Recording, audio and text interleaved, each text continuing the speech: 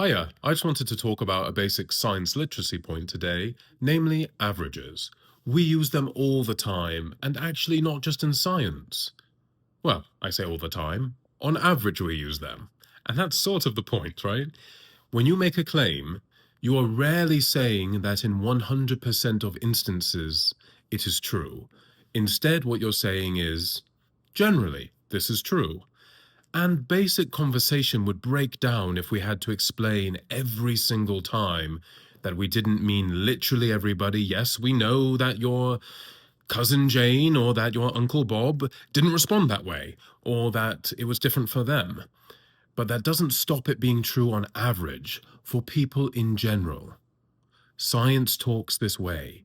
But again, on average. Interestingly, the opposite is also true, that sometimes we ignore individual differences or things that don't quite make sense, anomalies. N's, meaning number of one, i.e., one instance was not like this. And what does that say about our theory or our predictive power as well? And those also need to be looked at. V.S. Ramachandran, one of my favorite neuroscientists, in fact, he made an interesting point. He said once at a writers' festival, okay, if I brought a talking pig up here, you wouldn't say, oh, that's just an N of one, show me another.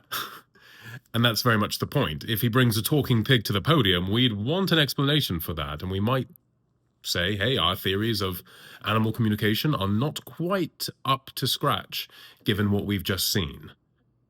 But we'd at least want to investigate it. So the opposite is also true. That being said, on average, we talk in averages.